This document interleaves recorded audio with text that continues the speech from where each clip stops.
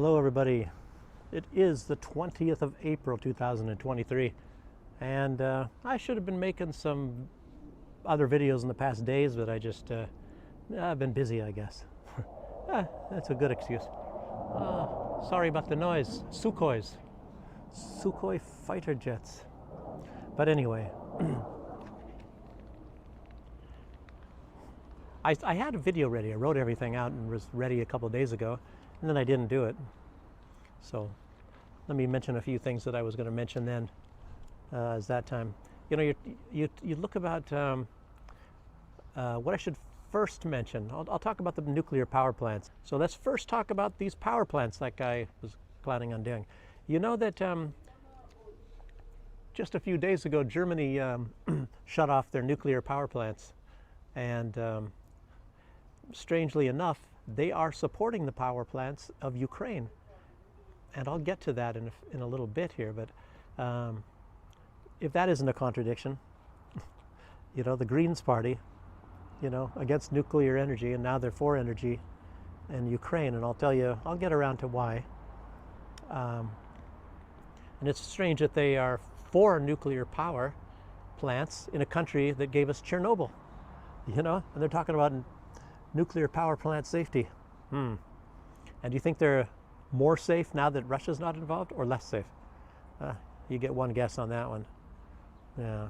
And it's like another contradiction. You look at, oh, my cat. I'm out here with my cat. I saw a crow or a raven. Looks like a raven, and it thinks it's going to go hunting for a big raven. Not the same size as the cat. But anyway, I was going to also talk about another contradiction, which is you think about Netherlands. You know, they're paying money to shut down, you know, they're taking taxpayer money to shut down the independent farmers in Holland. And yet they're taking taxpayer money to give it to farmers in Ukraine. So, and again, you got Ukraine. You know, so they're sending millions to support the farmers in Ukraine. The country that is flooding Europe with low-priced, low-quality, pesticide-infected grain. Alex Cristoforo talked about that, but anyway, I had to say it again. I was going to say it a few days ago. But it's worth noting.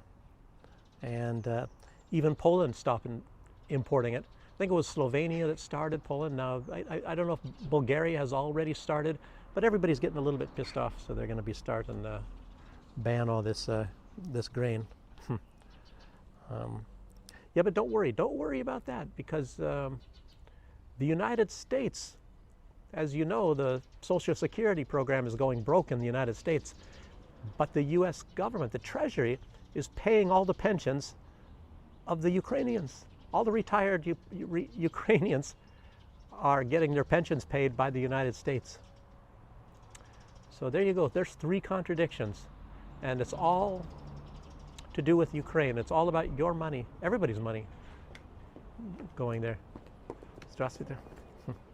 Everybody's money going to Ukraine, let alone weapons and more money. Every 2 weeks, I think it averages every 2 weeks, more money goes to Ukraine. They sign a new bill, more weapons and more money, you know. Yeah, so what about France? Everybody's protesting because France doesn't have enough money for their pensions. You know how to solve that? Maybe we should send the money. The U.S. should be sending money to France to pay their pensions or put in their pension fund, and then the people will stop protesting, and somebody's got to pay for all the damaged property in Poland too. Yeah, just saying. And Senator Ron Johnson, this is another story. Senator Ron Johnson, like I said, I'll talk about Ukraine a little bit more in a little bit here. But Ron Johnson, he said now that the bank records of the Biden family have now also been put into public, and you see the vast corruption. His words were something like jaw-dropping. And yet they talk about a misdemeanor about Donald Trump, but yet the jaw-dropping corruption of the Biden family, you know, influence peddling and all that, doesn't even get mentioned. So that should tell you something. Yeah, and they're involved in 12 countries that they know of that were mentioned, more than 12 countries, the Biden family, not just China and Ukraine.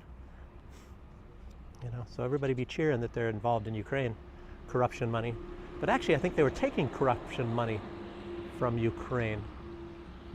Entire West, I'll talk about this thing now about the nuclear energy in Ukraine. Now, the entire West, they support nuclear energy for Ukraine, and it's been coming out now about the Zaporozhye power plant. It's the U.S. has threatened Russia not to be messing around with Zaporozhye because apparently there's U.S. technology somehow in there what the Ukrainians put in. That's Europe's biggest nuclear power plant, is Zaporozhye. I think they got 5 reactors, was it? I don't know. But anyhow, it's something that has not been said. Is that the Zaporozhye? Now this is a thing nobody's talking about, but I remember they were mentioning this months ago. The Zaporozhye power plant has traditionally been, I don't know if it still is, but at least it was, you know, before they were doing the heavy shelling, before Ukraine was doing the heavy shelling of Zaporozhye.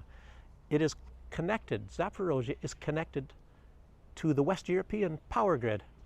So in other words, the shocking news is, you know, Germany shut down their power plants, maybe for safety reasons, and yet they're supporting Ukrainian nuclear power. And then you know, you have to put that in context that Germany is actually getting energy from Ukraine's nuclear power plants. So that kind of tells you something. You know, and all this time we thought Germany was completely stupid of shutting down all their energies, you know, not getting their natural gas from Russia, shutting down their nuclear power plants. Yeah. So it makes you wonder, does Germany think that it's better to get nuclear energy from Ukraine rather than themselves? Yeah. So it's probably the case where maybe this is another trade-off for weapons. You know, Ukraine says, you give us weapons and then we're going to give you cheap energy, you know. So that's another reason why even Germany has a vested interest in Ukraine winning, because they probably have some sort of a deal where they're going to get very cheap energy. They don't have to worry about the nuclear accidents or anything, and they get very cheap energy from Ukraine. So that's a big surprise to everybody, isn't it? I mean, think about that. Just think about that. And then it also tells you maybe a little bit, maybe you can make a connection. I don't know. I'm not ready yet, but maybe there's a connection to the Nord Stream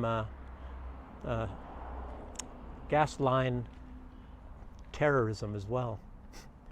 So somebody out there, all of you guys out there that are reading this vlog, you are pretty smart fellers. So you can tell me, maybe you can see something in there. What's going on with the Nord Stream? And I think just a few days ago, was this Tuesday? Today is Thursday.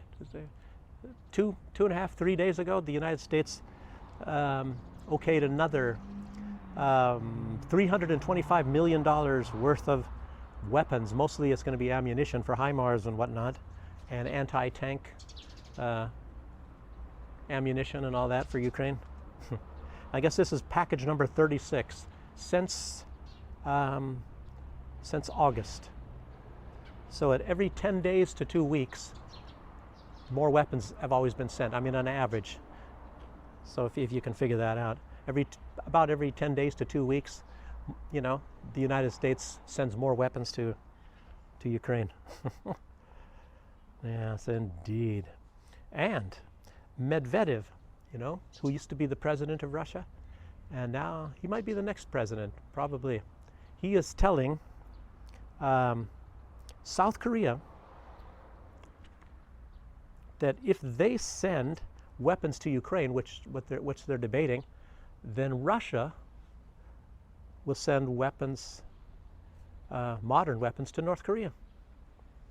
So, and then some other shocking stuff. This is some good stuff. It's Prigozhin of the Wagner Group has stated that there are satellite images of large masses of Ukrainian troops, up to 200,000 troops that they have hiding supposedly in all over Ukraine, or at least in certain areas. And I've even heard that they have 200,000 troops, but maybe it's 200,000 besides the regular troops that they have, in certain areas that are permanently stationed in their area. So anyway, I think he's alluding to the fact that they could be ready for this this so-called offensive, And then there's this is from the Telegram channel anyway, from Alexander Krolenko. He has a lot of good stuff in there. And but I heard that elsewhere too. I think I heard that from Stefan Gardner on his site. I think he announced that too. But also, you have to remember, but Alexander Krolenko, he's also mentioning that the United States and NATO, of course, NATO, and then there's 26 countries involved, 26 allied nations, and they're starting exercises in Europe, in Poland, and Baltic states as well, and it's called Defender 23. 23 nations. They're sending over 9,000 U.S. troops, and there's an additional 17,000 from other nations coming for this. But the U.S. will also have 13,000 of their own troops that are stationed in Europe that are probably going to be involved. So they're indirectly involved at least. And so that makes up to be between 35 to 40,000 troops. When you consider that Russia has a sizable force, ready to go. I mean, if you're doing what a lot of people do, and they're trying to connect that NATO might use these forces to help Ukraine, which is supposed to have an offensive starting like on the 30th of April, which I don't know about that. But it kind of makes sense when you think about there's the and I was saying the May 8th kind of a celebration, for the end of World War II, but it's actually May 9th. And it's going to be very big here in Branovici, and I think I have some footage, of them doing some of the renovations. I'll try to tack it at the end of this video, because I was just walking downtown. I happened to have had this camera with me, and I filmed them cleaning a star. You'll see it. And that was just when was it? Yesterday? Yesterday, day before. I don't even know. Can't keep track of my dates. But anyhow, we're talking about this so planned April 30th offensive. And if it doesn't go well, a lot of people are saying that NATO's going to get involved with that as well, with all of their troops. I don't know about that. Because if Russia has, who knows how many, they have a lot more troops, and a lot of equipment has to be involved. There's a lot of equipment being sent for this Defender 23. So I guess it means 2023. So you have to be ready for that. And a lot of other, give me money. Zelensky, give me money. So you have this thing where Ukraine is demanding that Shell give them $1 billion US. They call it blood money for the sale of their assets in Russia, because they're selling their assets in Russia. And Shell believes it's worth up to around $5 billion, and Russia is going to pay $1.1 billion, and Ukraine wants that money. They say that it should be going as a donation to the Ukraine because of, I don't know, because of what? Who knows? Yeah, and then Ukraine has also been asking, and get this one, hope you're sitting down, they want $500 billion from BP. British Petroleum. So Shell is also British, and then BP is British, but that came before. They want $500 billion, $1/2 trillion. That's going to buy a lot of houses in Florida. They can buy Donald Trump's, but anyway, as you all know, Zelensky's already a multi-billionaire, so I would imagine that he's going to have another billion at least after this year, if not double his fortune. I think he's around over 2 billion now, so he's probably going to be quite a bit more than that. So, all the people, gosh, I really hate doing this. People are watching me all over the place. Wait till I get up to Minsk or something, I can walk around a little bit. Right now I'm babysitting a cat. I'll show you my kitty here. My kitty, Vasa. Vasa. Hey. Hey.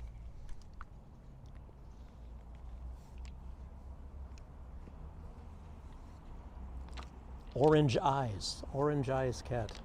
The money that the EU and probably the United States is freezing that belongs to the Russian central bank. And of course, along with all of this money, Ukraine wants all nations to double their financial aid to Ukraine. And the energy minister, Galushenko, has come out saying that private firms should share some of their windfall profits from high energy costs, oil costs. They should share that with Ukraine. So if you're making money in oil, you should give some of it to Ukraine. You know, it's like the West is now finding out what it was like probably for Russia during all those years of the Soviet Union. Like I've been saying in a lot of videos, it's been kind of like the recipient of lots of free money, always money, money, money for Ukraine, you know. And they say that, and they say that that they're the poorest child that never got anything, you know, when actually most of the wealth, if you talk about any region of the Soviet Union that got the most wealth from the Soviet Union, it was Ukraine. So you have to keep that in mind. And now look at the West. Now they want to be part of the West. I tell you what, Russia should just allow them to go to the West and watch them get all drained, you know. And you know, it's nothing against Ukrainian people. It's a lot of corruption in the governments, and you know, I think who knows, you know, you hear about like I mentioned in John Mark Dougan, like I mentioned him a lot. You know, he talks about a lot of the drug trade, huge drug trade in Ukraine, organs trade, weapons trade. Everybody knows about a lot of these things, but nobody likes to talk about it. That's what you should know. I'm gonna keep watching my cat here. Oh, and another thing, you know, I have to mention this. This is really good. TikTok has succumbed to the pressure of, I guess, mostly the United States, probably the Democrats, you know, the neoliberals. You know, you have that liberals of TikTok. I don't think that TikTok is necessarily liberal. As a matter of fact, I'm pretty sure they're not. But anyhow, they've succumbed. And they have to now go after those crazy, crazy nuts, those people that don't agree with climate change. As we all know, the world is going to end in a few years. I mean, it was going to be 8 years, you know. I remember when AOC was talking about it, and then she was talking about it 2 years later that it's 6 years, and now who was it? Joe Biden. I don't know. I know Joe Biden's one of them. But a lot of people are saying 2 years. In 2 years, the world is going to come to an end. And a way you can stop that is to just pay a whole bunch of money, pay a bunch of taxes. We just have to be taxed. If you keep paying tax money, you know, it buys us time. Buys us time. Isn't that amazing? So that's how that works. That's maybe where you can invent the expression, buy some time.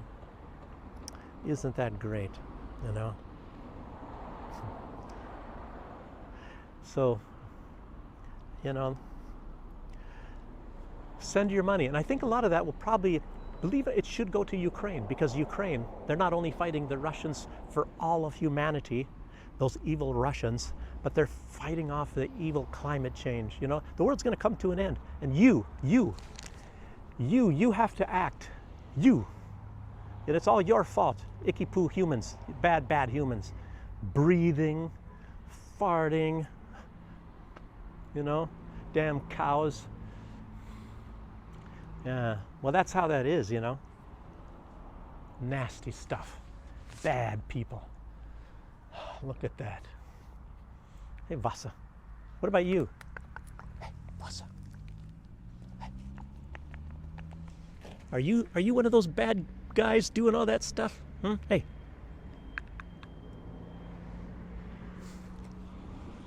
We're too close to the road. We better get out of here. Yeah, too close to the road, people. So I guess I'll end right now. Anyway, I got some of this footage. I think I'm going to tag it onto the end of them cleaning up Plosha Lenina, Lenin Square here in Baranovichi, probably for this May 9th victory parade. And I highly suspect there's going to be a very, very important person here, and I'll almost certainly, positively then, even though I've been promising to be there earlier, but I should be then living in Minsk. I can't see why I shouldn't be. I don't know, people keep delaying and things. Some guy calls and says they have chicken pox or something like that, so they can't finish this kind of work, and then since that kind of work is held off, I can't do a different other part of work. But anyway, I was in Minsk today. We got some new person to do something, and they're gonna be doing that tomorrow, which now starts the ball rolling again, and I'm hoping, you know, and then there's going to be 2 holidays. So this is a long weekend. It's Monday and Tuesday are holidays, so that shuts out those 2 days. So I'm hoping maybe Tuesday of next week be moving to Minsk. So anyway, thanks for joining me, and I hope I was helpful in giving you some information, and I'll see you the next time. And thanks again. And subscribe. Icky poo humans polluting the world, not polluting, climate changer peoples. Okay, till next time. Bye. Hi everybody, I don't know what date it is, so that's not important. I was going to be doing some news a couple of days ago, but I don't really have the time. But anyway, I luckily have my camera with me today, and this is Lenin up here. But over here, look at this. If you can see it in a little bit of a distance there, they're painting the star, probably the first time since the Brezhnev times. Look at, they're getting everything ready. They're getting the road ready here.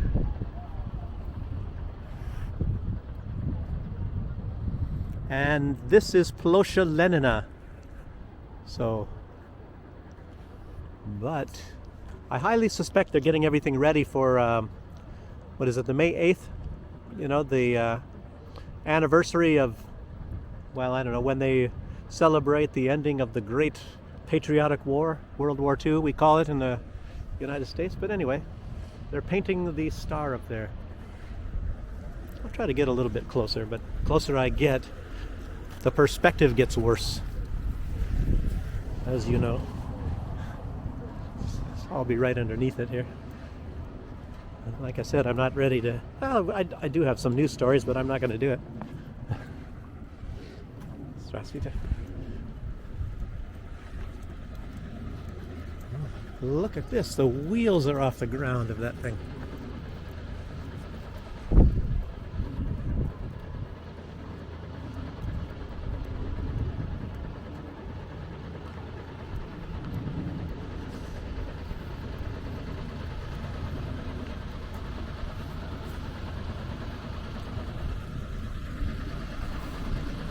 Let's see here if I can zoom in a little bit more.